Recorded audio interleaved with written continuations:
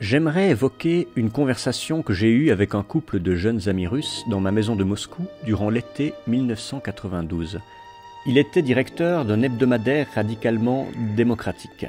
Elle venait d'être engagée dans l'une de ces nouvelles banques qui poussaient comme des champignons en cette période de privatisation. La libéralisation des prix avait eu des effets désastreux sur l'épargne des citoyens qui fondaient de jour en jour. La privatisation des biens publics et de l'État dans son ensemble procédait à marche forcée.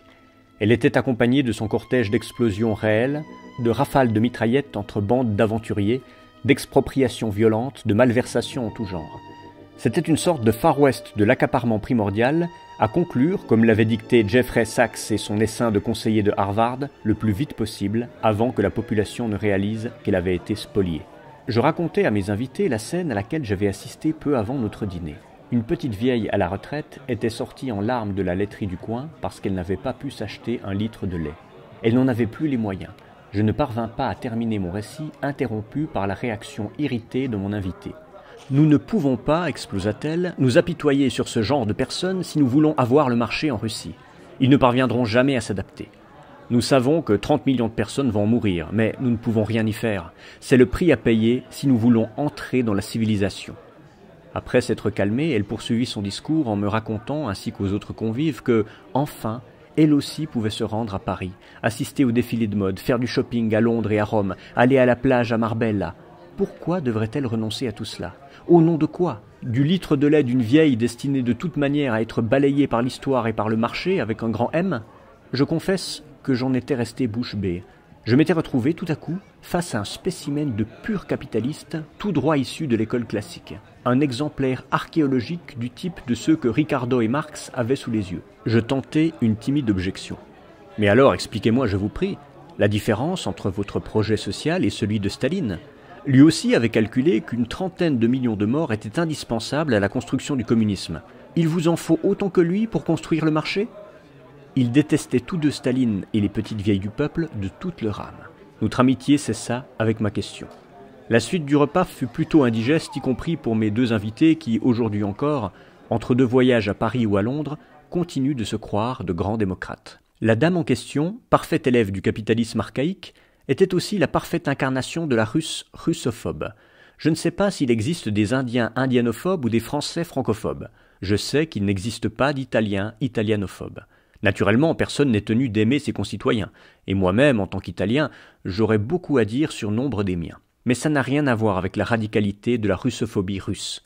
Il s'agit d'un sentiment qui pousse la personne à détester quasiment tous ses autres concitoyens, à les considérer comme des étrangers. Les Russes sont pour eux une autre race, souvent repoussante et avec laquelle on ne peut vouloir vivre. Ces Russes russophobes, par exemple, sont ceux qui, à Moscou, refusent de prendre le métro, parce qu'il est plein de ces gens-là, dont ils ne veulent même pas sentir l'odeur. Ce profond mépris, proche du racisme, se double en outre d'une authentique haine de classe, en ce sens que les Russes russophobes sont tous des intellectuels.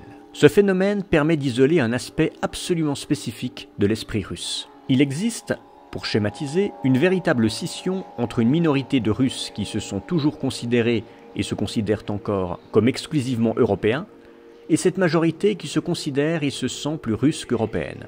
Naturellement, il existe une infinité de gradations dans ces sentiments d'appartenance ou d'exclusion.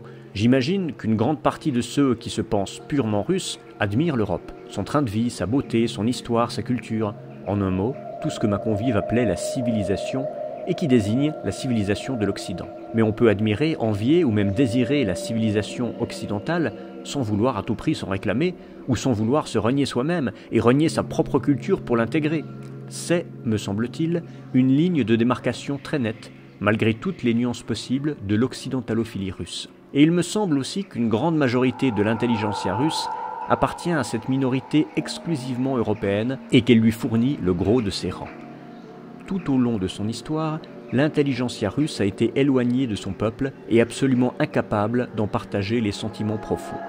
C'est ce qui explique également chez les intellectuels russes ce désintérêt collectif pour la nation à laquelle ils appartiennent. Cet état d'esprit était désigné aux heures sombres du stalinisme par le terme de cosmopolitisme. À l'époque, le cosmopolitisme avait une connotation de classe et entrait en conflit frontal avec l'internationalisme prolétarien. Ce n'est plus le cas aujourd'hui. Nous sommes face à un rejet de l'idée même de nation et de peuple russe. Ce dédain et cette indifférence s'articulent de diverses manières. Il y a ceux qui pensent que la seule question importante soit le solde des comptes de 70 ans de communisme. Il faudrait tout jeter à la mer et reprendre le cours normal de l'histoire, là où la révolution bolchevique l'avait fait dérailler. Il y a ceux aussi qui considèrent que l'affaire est plus radicale et plus complexe. Ceux-là pensent qu'il ne suffit pas de se libérer de l'héritage des 3 générations de communistes, mais qu'il faut également balayer les 4 siècles précédents de la Russie impériale. L'idéal pour eux aurait été que le peuple russe n'eût pas existé. Et de fait, tandis que le peuple russe de l'après-1991 cherchait à survivre à l'incompréhensible tragédie qui l'avait privé de son identité, les intellectuels démocrates russes, ex-soviétiques, travaillaient à la meilleure manière de lui expliquer que cette identité n'avait, en réalité, jamais existé, qu'il s'agissait d'une identité erronée, que toutes les identités successives auxquelles il s'était adapté, oui toutes, n'avaient fait que l'éloigner de l'humanité dans son ensemble. Il fallait aussi faire comprendre au peuple russe que le processus qui permettrait de regagner le chemin de cette humanité si lointaine serait inévitablement cruel. On ne s'étonnera donc pas que, durant les années 90, les milieux libéraux et philo-occidentaux soient allés exhumer cette description de la Russie que fait Marx, le bourbier sanglant de l'esclavage mongol, et non pas la glorieuse rudesse de l'époque normande, forme le berceau de la Moscovie.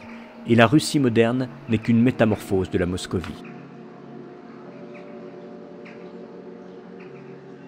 Cette lecture était extraite du livre Russophobia 2.0 de Giulietto Chiesa, paru en 2016 aux éditions Le Retour aux Sources.